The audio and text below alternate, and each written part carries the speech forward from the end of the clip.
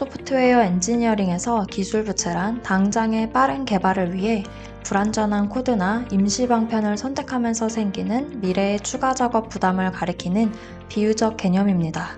처음에는 코드를 빚에 비유하여 지금 편의를 위해 진 빚은 나중에 이자의 형태로 돌아온다는 의미로 사용됐습니다. 그래서 많은 조직이 기술 부채를 단순히 코드 품질 문제나 레거시 시스템의 누적으로만 여기고 빨리 상환해야 할 골칫거리로 취급하곤 합니다. 하지만 최근 CIO들과 IT 리더들은 기술 부채를 무조건 나쁜 것으로만 보지 않고 전략적 지렛대로 재해석하기 시작했습니다. 흥미로운 사실은 일부 최고 성과를 내는 기업들은 기술 부채를 졌기 때문에 성공한 경우도 있다는 점입니다.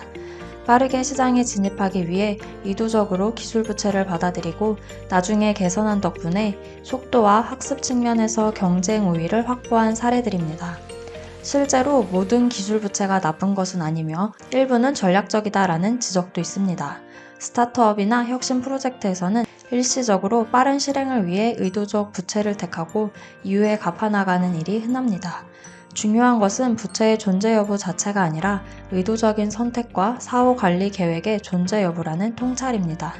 다시 말해 기술 부채를 통제 가능하고 계획된 전략 도구로 바라볼 때 비로소 기술 부채는 단순한 오류가 아닌 하나의 전략적 자산이 될 수 있습니다.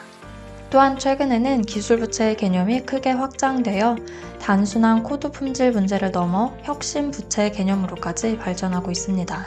혁신 부채란 최신 기술을 적시에 도입하지 않거나 플랫폼 역량을 개선하지 않을 때 발생하는 기회비용을 의미합니다. 가트너에 따르면 디지털에 효과적으로 투자하지 않으면 기술 부채가 증가하고 경쟁자들이 디지털 혁신에서 앞서 나가며 우리가 필요로 하는 인재까지 선점해버릴 것이라고 경고합니다. 즉, 기술 부채는 기술 혁신 격차라는 인식이 자리 잡아가고 있으며 이 관점에서 보면 클라우드 전환을 미룬 기업은 탄력적 확장성과 비용 최적화 기회를 놓치며 이미 경쟁 기업보다 뒤처진 기회비용을 지불하고 있는 것입니다. 많은 조직이 기술 부채를 관리할 때 정량 지표에만 의존하는 실수를 범합니다. 예를 들어 코드 복잡도, 커버리지 비율, 정적 분석 점수와 같은 지표로 부채 수준을 판단하고 혹은 모든 부채를 전부 다 한 번에 없애려는 접근을 택합니다. 그러나 이러한 방법은 실제 비즈니스 위험과 우선순위를 제대로 반영하지 못할 수 있습니다. 어떤 보고서에 따르면 기업들이 코드 커버리지 등 기술 품질 지표에만 집착해봤자 그것이 곧바로 비즈니스 위험과 연관되지 않는다고 합니다. 다시 말해 기술 부채의 점수가 높다고 해서 그 부채가 당장 회사에 치명적인 것은 아닐 수 있고 반대로 점수가 낮아도 비즈니스 핵심을 잠식하는 부채가 숨어 있을 수 있습니다. 기술 부채 관리에는 맥락이 필수적입니다. 각 부채가 존재하는 도메인이 우리 비즈니스에 얼마나 중요한지, 그 부채로 인해 어떤 가치가 위험에 처해 있고 혁신 속도가 얼마나 제약받으며 장애 발생 시 복구 비용이 얼마나 큰지 등을 함께 고려해야 합니다. 예컨대 한 연구에서는 기술 부채의 우선순위를 결정할 때 다음과 같은 비즈니스 영향 기준을 활용할 것을 제안합니다. 앞서 살펴본 것과 같은 맥락적 지표를 통해 기술 부채를 비즈니스 영향도라는 렌즈로 바라보면 단순한 코드상의 숫자보다 무엇을 먼저 해결해야 할지 전략적 판단을 내리기가 쉬워집니다. 요컨대 기술 부채를 논할 때는 이 부채가 우리 비즈니스에 얼마나 위험한가를 항상 함께 자문해야 합니다. 나아가 전통적인 기술 부채와 함께 혁신 부채의 관점에서도 비즈니스 영향을 평가해야 합니다. 맥킨지는 이를 디지털 암흑 물질에 비유하며 기업이 최신 기술 도입을 지원함으로써 발생하는 기회비용을 측정하기 위해 기술 부채 점수라는 지표를 개발했습니다. 이 지표를 분석한 결과 기술 부채 점수가 상위 20%인 기업들은 하위 20% 대비 평균 20% 높은 매출 성장을 보이는 등 경영 성과와 높은 상관관계를 보였습니다. 즉, 적시에 혁신 기술을 도입하지 않은 혁신 부채가 경쟁력에 직접적인 영향을 미치고 있는 것입니다. 기술 부채를 전략적으로 관리하려면 우선 해당 부채가 속한 도메인이 어떤 성격인가를 알아야 합니다. 도메인 주도 설계의 전략적 설계에서는 각 도메인을 두 가지 축으로 평가합니다. 한 축은 그 도메인이 우리 비즈니스에 제공하는 차별화 가치이고 다른 축은 그 도메인 문제의 내재적 복잡도입니다. 이 두 축으로 도메인들을 분류하면 자연스럽게 세 가지 카테고리가 도출되는데 바로 핵심 도메인, 지원 도메인, 범용 도메인입니다. 핵심 도메인은 그 시스템이나 사업을 존재하게 만드는 근본 가치 영역입니다. 도메인 주도 설계의 창시자인 에릭 에반스는 핵심 도메인은 비즈니스의 결정적 경쟁 우위를 제공하며 절대로 구매나 아웃소싱으로 대체할 수 없기 때문에 시스템을 직접 구축할 가치가 있게 만드는 부분이라고 강조했습니다. 이 영역이 바로 우리 기업이 가장 많은 투자와 최고 인재를 투입해야 하는 분야입니다. 핵심 도메인이 잘 풀려야 사업의 성공이 결정되는 만큼 여기서 발생한 기술 부채는 곧 비즈니스 위험으로 직결됩니다. 지원 도메인은 비즈니스에 필요하기는 하지만 차별화 요소는 아닌 영역입니다. 반드시 존재해야 하고 업무상 중요하나 일을 잘한다고 해서 고객이 우리 회사를 특별히 선택하는 것은 아닌 분야입니다. 따라서 ROI가 제한적인 영역이며 코드 품질도 충분히 좋은 수준이면 됩니다. 지원 도메인에 기술 부채가 있다면 이는 업무 효율이나 운영 비용의 문제이지 직접적 경쟁력 문제는 아닐 확률이 높습니다. 범용 도메인은 말 그대로 여러 사업에 공통으로 존재하는 범용 기능입니다. 예를 들어 거의 모든 서비스에 필요한 로그인 권한 관리, 결제 처리, 이메일 발송 같은 기능들이 범용 도메인입니다. 이러한 부분은 우리만의 방법으로 새롭게 만들기보다는 시중의 표준 솔루션이나 사스 서비스를 활용하는 편이 일반적입니다. 범용 도메인은 비즈니스 차별화 가치가 낮기 때문에 여기에 많은 자원을 투자하거나 기술 부채를 없앤답시고 애써 완벽한 자체 구현을 추구하는 것은 낭비일 수 있습니다. 도메인을 핵심, 지원, 범용으로 분류하는 작업은 한정된 리소스를 어디에 집중해야 할지 전략적 힌트를 줍니다. 예를 들어 유명한 기술 전략가 닉 튜는 개발팀은 기술적으로 흥미로워 보여도 ROI가 낮은 기능에 이끌리지 말고 진정한 핵심 도메인에 집중해 가장 큰 임팩트를 내라고 조언합니다. 핵심 도메인을 찾아내서 거기에 영약을 몰아넣고 대신 지원, 범용 영역에서는 충분히 적당한 수준을 목표로 삼으라는 것입니다.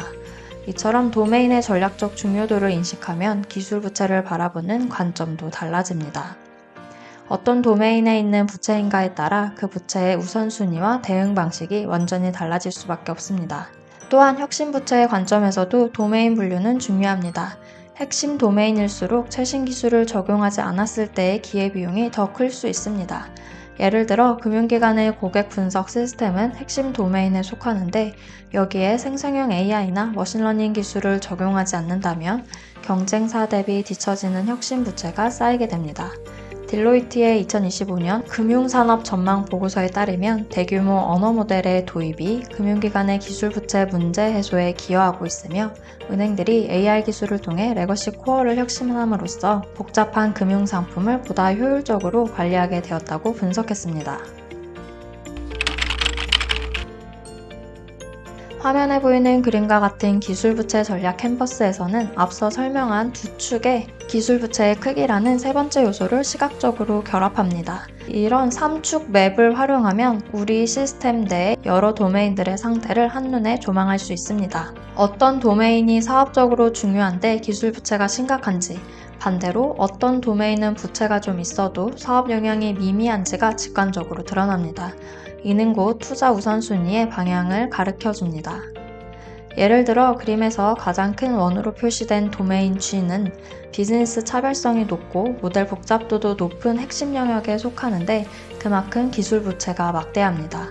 이런 경우 해당 도메인은 현재 기술 부채로 인해 혁신 속도가 심각히 저해되고 있을 가능성이 높으므로 최우선적으로 부채를 줄이기 위한 투자를 해야 할 것입니다. 반면 왼쪽 범용 영역에 위치한 도메인 D를 보면 복잡도가 높지만 비즈니스 차별성은 낮습니다. 만약 도메인 D에 큰 기술 부채가 쌓여 있다면 이를 굳이 내부 개발로 끌고 갈 필요가 있을까요? 범용 영역의 부채는 대개 비용 낭비를 의미하므로 이러한 도메인은 자체 개선보다는 상용 솔루션 도입이나 서비스 아웃소싱을 통해 기술 부채 자체를 제거해버리는 편이 낫습니다. 실제로 도메인 D는 화살표가 가리키는 대로 복잡도를 줄여 보다 단순한 도메인 E 형태로 외부화하거나 대체하는 전략을 생각해 볼 수 있습니다. 그림의 보라색 서포팅 영역에 속한 도메인들도 살펴봅시다. 도메인 F는 현재 지원 영역에 있지만 비교적 복잡도가 높은 편인데 향후 이 도메인이 제공하는 기능이 사업에 더 중요해진다면 핵심 영역에 가깝게 격상될 수 있습니다. 이렇게 되면 해당 도메인에 대해 선제적으로 투자를 늘리고 기술 부채를 줄여야 할 것입니다. 반대로 도메인 I처럼 원래 지원과 핵심의 경계에 있던 것이 핵심 도메인 G로 통합되는 경우도 있습니다. 이는 지원 도메인에 존재하던 기술 부채를 아예 핵심 시스템 개편에 포함시켜 함께 해소하는 시나리오입니다. 이렇듯 점선 화살표들은 각 도메인의 미래 전략 방향을 나타내는데 어떤 것은 핵심으로 편입되고 어떤 것은 범용화되며 그에 따라 기술 부채 대응 전략도 달라짐을 시사합니다. 요약하면 이 3축 전략 캔버스는 우리 기술 포트폴리오의 건강 상태를 보여주는 지도 역할을 합니다. CIO와 기술 리더들은 이 지도를 통해 어느 영역에 투자를 집중해야 하는지, 어떤 부채는 용인하고 어떤 부채는 제거해야 할지 전략적인 결정을 내릴 수 있습니다. 핵심 영역에 크고 붉은 부채의 경고등이 켜져 있다면 그것이 곧 비즈니스 리스크라는 뜻이며 범용 영역에 큰 부채의 신호등이 보이면 자원 낭비를 시정할 기회로 볼 수 있습니다. 반대로 핵심 영역에 위치한 도메인이라도 원이 아주 작다면 해당 분야는 비교적 건강하게 관리되고 있는 것으로 안심해도 좋을 것입니다.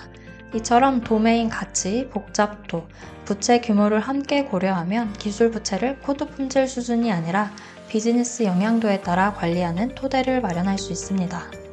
혁신 부채의 관점에서 이 맵을 확장한다면 각 도메인별로 최신 기술 도입 지연으로 인한 기회비용을 추가 변수로 고려할 수 있습니다. 예컨대 핵심 영역에 속하는 도메인 G에 생성형 AI나 클라우드 기술을 도입하지 않고 있다면 기술 부채 외에도 별도의 혁신 부채 지표를 추가하여 시각화할 수 있을 것입니다. 이렇게 함으로써 전통적인 기술 부채와 혁신 부채 모두를 종합적으로 평가하는 더 포괄적인 전략 맵을 구성할 수 있습니다.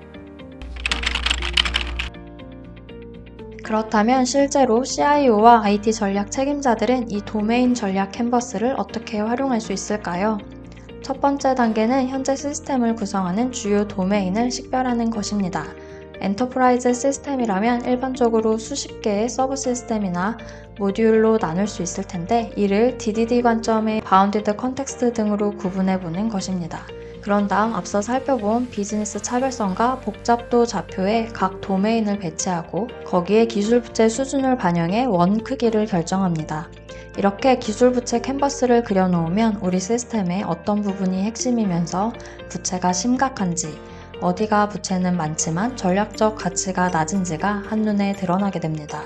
이 지도를 바탕으로 CIO와 기술 리더들은 투자 우선순위를 체계적으로 정할 수 있습니다. 일반적인 원칙은 화면에 보이는 것과 같습니다. 핵심 고부채 영역 집중. 핵심 도메인에 속하면서 기술 부채가 큰 영역을 최우선순위로 개선합니다. 예를 들어 한 이커머스 기업의 추천 엔진 모듈이 핵심 도메인인데 기술 부채로 신기능 개발이 느려지고 있다면 이를 리팩토링하거나 아키텍처를 재설계하는 프로젝트에 즉시 투자해야 합니다. 이러한 영역은 비즈니스 가치가 크고 혁신 제약이 심각하므로 부채를 상환했을 때 얻는 ROI도 가장 높을 것입니다. 범용 부채의 외부화. 범용 도메인에 속한 시스템의 부채가 많다면 내부 개선보다 대체 솔루션을 도입하는 방안을 검토합니다. 예를 들어 우리 서비스의 결제 시스템을 직접 관리하고 있었는데 기술 부채로 장애와 유지보수 비용이 늘어난 상황이라면 신뢰성 높은 외부 결제 게이트웨이 SaaS로 교체함으로써 부채를 일거에 없앨 수 있습니다. 범용 기능은 남들이 다 쓰는 기술이기에 우리만의 해결책을 고집할 이유가 적습니다. 기술 부채 상환에 예산과 시간을 들이는 대신 그 돈으로 검증된 제품이나 서비스를 쓰는 편이 장기적으로 더 이익일 수 있습니다. 지원 영역의 선택과 집중. 지원 도메인에 대해서는 비즈니스 임팩트와 비용 대비 효과를 따져 선택과 집중을 합니다. 예를 들어 데이터 리포팅 시스템이 지원 도메인인데 복잡도가 높고 부채도 많은 상황이라면 이를 일일이 고쳐 쓰기보다는 표준 BI 도구를 도입해 기능을 대체하고 남은 부분은 팀 교육이나 문서화 등을 통해 운영 효율화에 집중할 수 있습니다. 지원 도메인은 핵심만큼 투자 대비 효과가 크지 않으므로 완벽한 해결보다는 적정 수준의 관리를 목표로 삼습니다. 반면 지원 도메인 중에서도 향후 핵심으로 부상할 가능성이 있는 부분에는 선제적으로 기술 부채 축소 투자를 늘려서 미래 핵심 역량을 대비합니다. 앞서 살펴본 것 같은 원칙을 적용할 때에도 결국 최종 판단은 해당 부채가 사업에 끼치는 위험과 기회비용을 따져 이루어집니다. CIO는 현업부서와 협력하여 이 부채를 지금 줄이지 않으면 어떤 비즈니스 위험이 발생할 수 있는가, 이 부채를 해결하면 신규 매출이나 고객 만족에 어떤 기여를 할 수 있는가를 묻고 답해야 합니다. 그렇게 도출된 비즈니스 우선순위에 따라 기술 부채 개선 로드맵을 수립하면 제한된 리소스를 가장 효율적인 방식으로 투자할 수 있게 됩니다. 이 과정에서 앞서 작성한 기술 부채 전략 캔버스는 결정의 근거가 되는 훌륭한 시각 자료가 되어줍니다. 혁신 부채 관점에서도 이 접근법을 확장할 수 있습니다. 예를 들어 최신 AI 기술을 도입하지 않아 발생하는 기회비용이 가장 큰 도메인부터 우선적으로 AI 기술을 적용하는 전략을 세울 수 있습니다. 이는 전통적인 기술 부채 관리와 더불어 혁신 부채를 줄이기 위한 투자가 함께 이루어져야 함을 의미합니다. 특히 핵심 도메인에서는 코드 부채 해소와 동시에 혁신 기술 도입을 통한 경쟁력 강화가 중요하며, 이를 위해 기존 시스템 개선과 신기술 도입을 묶어 추진할 수 있는 프로젝트를 우선 검토해 볼 수 있습니다. 오늘날 디지털 전환 시대의 기술 부채 관리는 더 이상 개발자들만의 골칫거리가 아니라 경영진의 전략 의제로 부상하고 있습니다. 기술 부채가 쌓이면 새로운 비즈니스 기회를 놓치고 시장 대응 속도가 떨어지며 보안이나 규제 리스크가 커지는 등 사업에 직접적인 영향을 미치기 때문입니다. 마지막으로 CIO와 IT 리더들이 기술 부채를 전략적으로 다루기 위해 기억해야 할 몇 가지 실행 포인트를 정리하겠습니다. 거버넌스의 통합. 기술 부채 관리를 기업 아키텍처 거버넌스 프로세스에 통합하세요. 중요한 아키텍처 결정이나 예산 투자 논의 시마다 해당 안건과 관련된 기술 부채 이슈를 검토하는 것입니다. 가트너에 따르면 기술 부채를 정식 아키텍처 검토 항목으로 포함한 조직은 예상치 못한 재작업이 30% 감소했다고 합니다. 또 다른 보고에선 기술 부채 관리를 디지털 혁신 거버넌스에 포함시킨 기업들이 디지털 투자 ROI를 25% 높이고 릴리스 사이클 타임을 33% 단축시켰다고 합니다. 이처럼 경영진 차원에서 부채를 가시화하고 관리하면 장기적으로 민첩성과 품질 모두에 큰 이점을 얻을 수 있습니다. 지속적 투자와 모니터링. 기술 부채 해결을 틈날 때 하는 업무로 남겨두지 말고 상시 예산을 배정해야 합니다. 예컨대 IT 예산의 10에서 15%를 기술 부채 상환용으로 포트폴리오화 해두고 해당 예산의 집행 내역을 경영진에 정기 보고하는 것입니다. 또한 기술 부채의 상태를 정량화된 지표로 모니터링하여 대시보드로 공유해야 합니다. 단순한 코드 복잡도 수치가 아니라 분기별 기술 부채로 인한 개발 지연 일수, 부채로 구현 지연된 기능 수, 부채 누적으로 인한 위험 노출 금액 등 비즈니스 영향 지표로 변환해 보여주면 최고 경영진도 문제의 심각성을 피부로 느낄 수 있습니다. 한마디로 경영진은 보이지 않는 문제에는 움직이지 않으므로 기술 부채를 반드시 시각화하고 숫자로 전달해야 합니다. 의도적 부채 문화 조성. 완벽주의보다는 의도적인 결정을 추구하는 문화를 만들어야 합니다. 팀원들이 모든 기술 부채를 죄악시하기보다는 의도적으로 받은 부채와 부주의해서 생긴 부채를 구분해 인식하도록 합니다. 전자는 제품 출시나 혁신을 위해 계획적으로 선택한 빚이므로 조직이 감수하고 관리해야 할 대상이고, 후자는 지양해야 할 기술 부채로서 원인을 분석하고 재발을 막도록 학습의 계기로 삼습니다. 이러한 구분이 뚜렷해지면 개발자들도 죄책감이나 블레임 없이 건설적으로 부채 문제를 제기할 수 있고, 경영진도 어디에 리팩토링 투자를 우선 배분해야 할지 명확히 판단할 수 있습니다. 핵심에 집중하고 협업. 기술 부채 논의를 비즈니스 전략 논의와 경계합니다. 특히 핵심 도메인의 부채는 비즈니스 리더들과 함께 해결 우선순위를 정하고 지원을 이끌어내야 합니다.